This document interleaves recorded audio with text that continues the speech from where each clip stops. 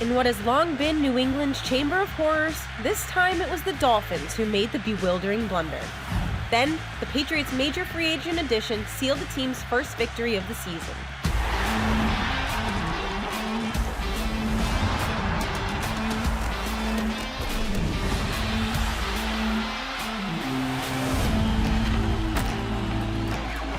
Patriots Unfiltered on TV is brought to you by Toyota's official website for deals, buyatoyota.com. You have to be willing to take some punches, and that's okay. But you got to give more than you take. Mike Vrabel's first victory as Patriots coach came the way he wants the team to play, tough and resilient. And the Patriots win a divisional game on the road. Hello again, everyone. I'm Alex Francisco. Coming up on Patriots Unfiltered on TV, the ups and downs of a roller coaster win in Miami and what the Patriots need to capitalize on for future success. Fred Kirsch on how the Patriots could instantly improve their defense. And now it's time to huddle up with Paul Perillo and Mike Dussault. Week 2 saw the Patriots finally get in the win column, and Mike Vrabel recorded his first ever victory as head coach of the Patriots. Paul, Deuce, not sure if you guys have come down from all the chaos yet, but even with everything that needs improvement, which we will get into, was it at least reassuring to see the Patriots pull out such a gritty win?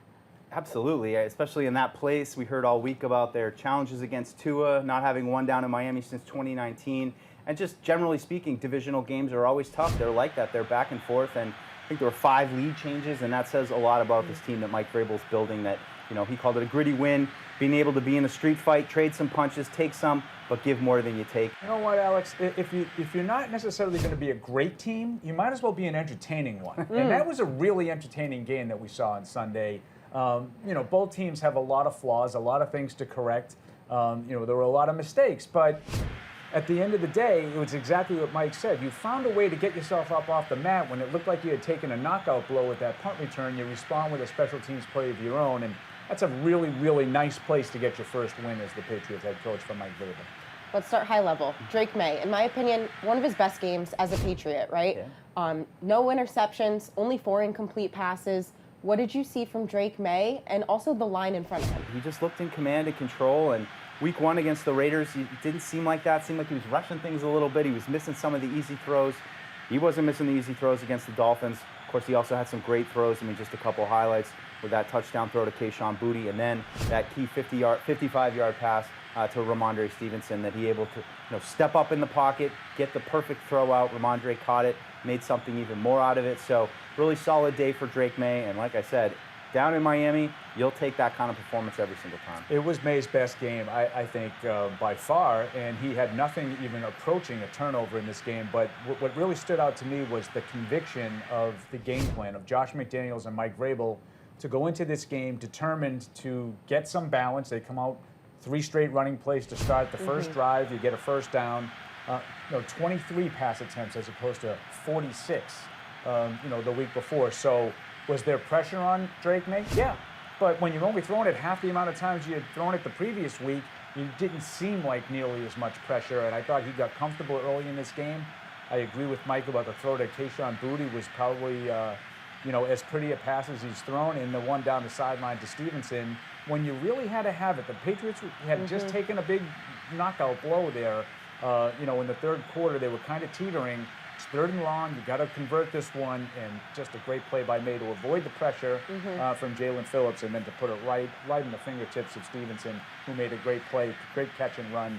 Just every time they needed to respond, the offense was there to respond. Yeah, like you said, that play exactly. Drake was so poised in the pocket, and then it was a great catch from Rhamondre at that too. I thought Rhamondre was the best player on the field this week, and with all the talk we had about establishing the run, we didn't really see it in week 1. What allowed them to have a good run plan this week? It's a throwback Rhamondre Stevenson game. Coming off a tough offseason, he lost his dad, missed some time in the offseason. We didn't see him. And last year, we know his problems with the fumbles. So to be able to come out and just set the tone early, and, I think like we kind of intimated, It wasn't necessarily huge explosive runs every time they caught it, but it was enough. And it was enough to allow Josh McDaniels to stay balanced within the offense. I just felt like Josh McDaniels did a better job this week of sticking with the run. The only way the Patriots offense got stopped in this game, in my view, was when the Patriots stopped themselves. So they got to clean up the mistakes. Too many penalties, 12 penalties in this game. You know, again, Stevenson, Alex, I totally agree with you. He was the best player on the field. I think it's safe to say the defense isn't living up to the expectations we had going into the season. We heard all week about taking away the middle of the field from Tua, and they weren't able to do that. I thought Tua was, I mean, he completed just about every pass just like Drake did. Yeah. So the Patriots, I think they spun the dial a lot with the coverage, and they couldn't really find the right answers with that. You know, tough day, second level coverage, running back, squirting out, getting some plays. We know what Achane did. He had a number of plays, a couple of plays, luckily, that weren't as big as we initially thought they were. But I think Christian Gonzalez is a good place to start. If they're able to get him back, that can help them in the secondary, distribute those cornerbacks maybe a little bit different. You look at this game, and there were three guys that you're really worried about. It was Achane, it was Hill, and Waddle. And all three of them, I thought, really had their way. I will give the one caveat that I keep saying. The best player on the Patriots is Christian Gonzalez, and he hasn't played yet. So I'm going to give the secondary in particular, but the defense in general, a little bit of slack. I want to see what it looks like when the best player is back on the field and healthy. One of Mike Vrabel's objectives coming into the season was to take advantage of bad football. They did literally just enough of that to win the game, especially on that last drive. But I don't think there are many teams, like you said, Paul, where you can commit 12 penalties and still pull out a win. The Dolphins' defense is not good. We all know that. But there's one area that they do have some very interesting players, and that's edge pass rushers. So when you're getting false starts from your tackles, I think that's partly, at least mentally, like they're trying to get a jump. They're trying to make sure that they keep Jalen Phillips and Bradley Chubb and Chop Robinson and those guys at bay. Matthew Judon even, you know, saw some snaps late where Drake Maye made the nice play to escape out the back door on just a blatant blitz off the edge for Judon. All the chaos, all the bizarre plays. Was it at least nice to see the Patriots go down to Miami and be on the winning side of the chaos? Yeah, and that's huge for a new team, a new coach trying to inject a new identity into this building. And you know, that's the kind of thing where maybe there weren't all these style points that you'd love, and it was just an absolute domination. No. But in some ways, I think that's a good thing because this showed to the team that they have some resolve, they have some fight, and again, like Mike Vrabel said, we've got to be able to take some punches and we've got to be able to give more, and that's what they did down in Miami. Yeah, he called it a street fight, and the Patriots won the street fight.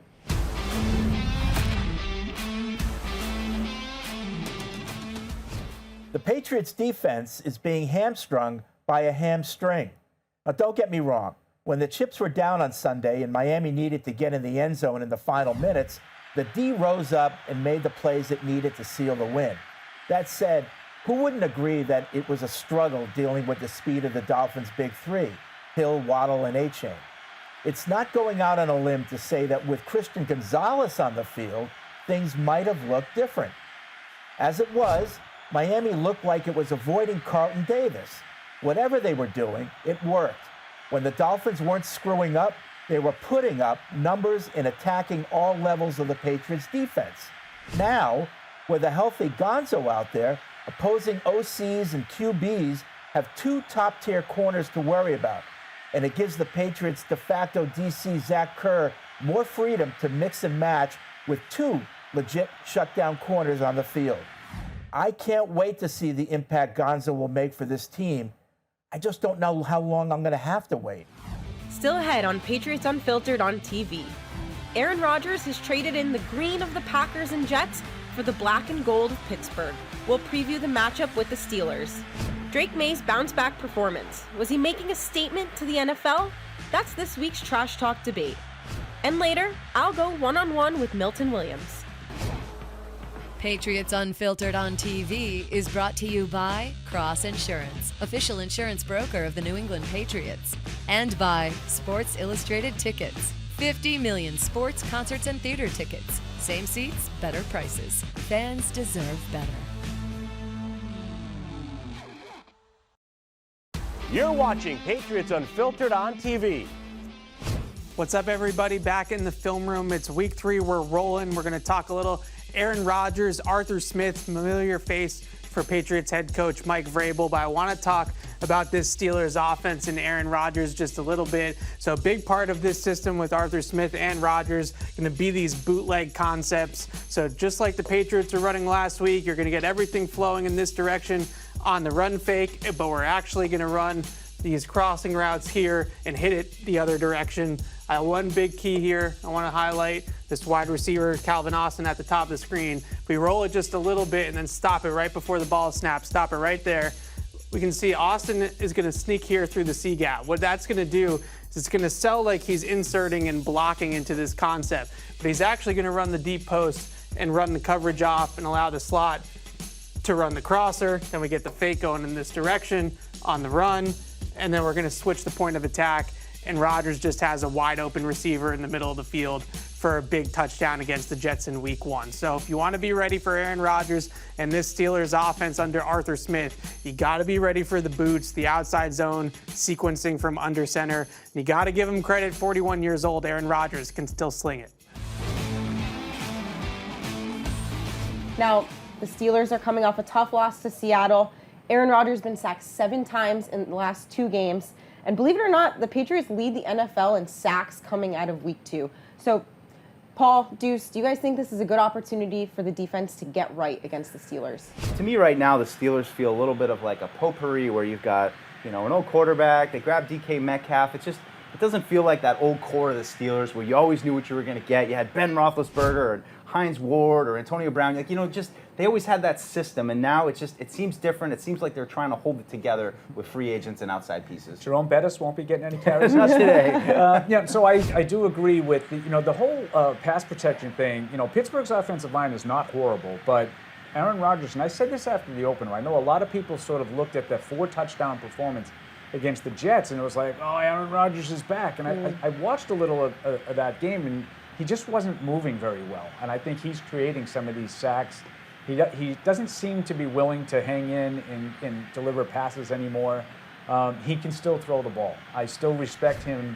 They say maybe the best thrower of the football, in history. I do think this is an opportunity to continue that momentum that they have up front in terms of getting after the passer. Even if Aaron Rodgers is showing his age, I don't think DK Metcalf and Jonnu Smith are easy guys for the Patriots to cover. And the secondary, they're without their best player. We've mentioned that ad nauseum. So how much can Christian Gonzalez's availability sway this one? Yeah, it would certainly help. And like Paul said, he's their best player on defense. So you'd love to have him back in the mix to deal with DK Metcalf. And, I would just say, I think last week's game for Pittsburgh, it came down, it was tied 14-all. And then, Rodgers throws a pick in the end zone. Then one of the Pittsburgh players has a total brain fart on a kickoff and just lets the ball roll into the end zone, and they recover it. And, just like that, the game looks like a blowout. So, look, you always have to respect Mike Tomlin and the team that he puts together. And, on the other side of the ball with T.J. Watt, of course, he's a factor as well. So they do have some talent. It hasn't quite clicked for them yet. But I think it's a good opportunity. It's another one like we talked about this season. Feels like a coin flip game for the Patriots. Don't write the Steelers off after week 2 when the biggest play of the game is exactly what Mike said. A guy just decided, I'm not going to field the kick. Mm-hmm. I mean, kickoffs are live balls. Yeah. And I'm just not going to field this one, and allowed Seattle to recover it in the end zone for a cheap touchdown. And that's really the difference in the game. 31-17, it makes it look like a blowout, but it really wasn't. What's going on with Mike Tomlin's defense, and how can the Patriots exploit it? Yeah, I think it's nearly 400 yards of offense, both of the 2 first games of their season. So I wonder the same thing. But at the same time, as somebody who watched plenty of Josh McDaniels, Tom Brady go up against this Pittsburgh offense where they just kind of let it rip and throw the ball all around the field. We've seen these kind of performances. So I really wonder what Josh McDaniels sees when he looks at this defense, how he can try to exploit it. Like you said, Jalen Ramsey, he's been active. He's got some picks. So you can't let T.J. Watt get going, because, as we know, he's a game wrecker. And he's been quiet. I wouldn't expect that to continue for much longer for Pittsburgh. I agree with you guys. They have better personnel than they've shown so far. What's really troubled me from a Pittsburgh perspective is just how many yards they're allowing on the ground. Yeah. It seems both the Jets and the Seahawks were able to run the ball pretty successfully. Maybe you see a similar kind of game plan that Josh McDaniels had in Miami, and you want to get Rhamondre Stevenson established early on. See if Pittsburgh has fixed that at all. Rather than allowing T.J. Watt, because I think you can run at him. He's one of those pass rushers that doesn't always play the run quite as well or with quite as much conviction. I want to finish the segment with you guys finishing this sentence. The Patriots will improve to 2-1 after week 3 if? Christian Gonzalez comes back. Wow. I don't know. It's just what came to mind. But I think he's, like you said, a team that got a boost from a win in Miami, and maybe now you get your best defensive player back. Maybe I'm hoping against hope that he's going to be back on the field this weekend. But I think that'd be a nice boost for the team, and both on the field and off it. I think that's top of mind for everyone. I hate to just stick with the same thing, but if they make Aaron Rodgers uncomfortable. Joining me now in the studio is Milton Williams, Patriots defensive end. Milton, welcome. Appreciate it. Now, you've been here for a while. I'm sure you've settled in by now. What's your experience been like in New England? It's been cool. It's been cool. Just been locked in with my teammates, and enjoying the area around Foxboro, and just really been focusing on football and trying to get wins. Now, you signed a historic contract to come play for the Patriots. Any big, exciting purchases you made yet? Obviously, I retired my parents. I got them set up. They're good. I got me a new car, and y'all probably saw my chain on after the game Sunday. Hard to miss. So that was one of my big purchases. But other than that, I ain't been going too crazy on nothing. One thing I really loved about the day you were here and you initially signed your contract is your whole family was here with you. I got two sisters. Okay. One is a twin. I got an older sister, and she has a daughter, so that's my niece, Maye. What was it like for you and your dad growing up with so many women in the house? Man, he still ran everything.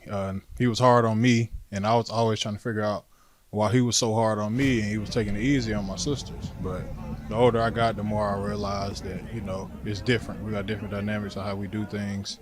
We all turned out pretty good, so. Absolutely. And now you have some brotherly love on the football field. One of your new teammates, Christian Barmore. So far through 2 weeks, you guys have played as advertised together. What do you like about lining up next to him every day? Man, just knowing that we two dynamic players in the middle of our defense, knowing they brought me in here for a reason. The defense is going to go as far as we take them. And, every week it's a new mission. Game securing play against Miami, what did it feel like? That was big. First win, first sack in Patriots uniform definitely felt good for me. But I want more. There's more out there to get, and I want it. So, looking ahead to the Steelers, I think you played Aaron Rodgers earlier in your career. What makes him so difficult to defend? He still got a rocket on his shoulder, so he still can make any throw. He's been in this league a long time. He's seen it all.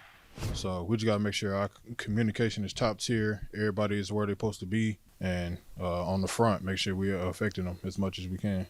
Well, best of luck on Sunday. And we'll be back with more Patriots Unfiltered on TV after the break. Patriots Unfiltered on TV is brought to you by Cross Insurance, official insurance broker of the New England Patriots, and by Sports Illustrated Tickets. 50 million sports, concerts, and theater tickets. Same seats, better prices. Fans deserve better.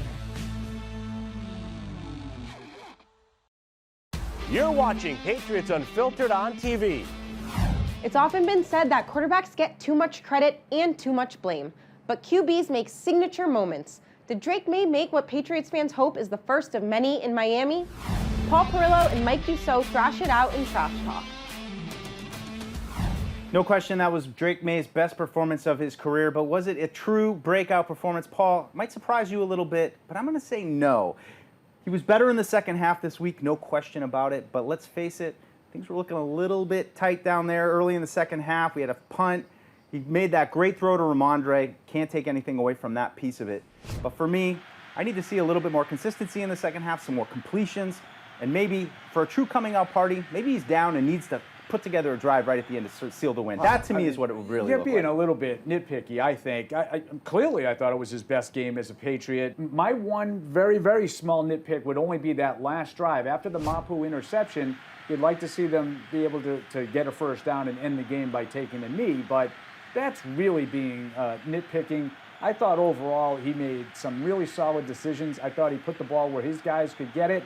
The touchdown throw to Booty was outstanding, and the throw to Stevenson when they really, really had to have a play in the third quarter was one of his best of his career. So I think this might be a launching point, Mike. I'm going to take the opposite side. I think we're going to look back at this game, say 2 or 3 months from now, and say, that was the day that he took the step forward and became the Patriots franchise quarterback. I look at that same point, at that third down and that drive right there at the end where you have a chance to close the game out. And that to me is the sign of, a quarterback who's going to take the next step in his maturity process. I don't want to get ahead of myself. I want to still give the kid a little bit of landing ground and say, you know what, kid, you won a great game, you played great. But there's going to be another game, I think, sometime this season that's going to be truly iconic for Drake Maye. I feel like we switched spots. Like, I'm the one that's being reactionary. And I'm like, yes, I think this is the start of something bigger for him. We all know the physical skills are there, Mike. But what we saw on Sunday in Miami in a hostile environment, I know the Dolphins stink. I know that they didn't play a really good game.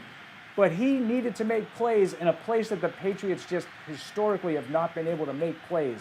And I thought he did it for the most part for 4 quarters. I'm actually disappointed. Like, they give up the punt return for a touchdown. I would have rather seen Drake Maye take the last 7 minutes, go down, and then prove it to people like you that he could go and make that drive. I think the arrow is definitely pointing up there. You got to admit, I mean, this was a really encouraging performance. Yeah, no question, an encouraging performance from Drake. Can he carry it over to Pittsburgh this week? Stay tuned for predictions after the break.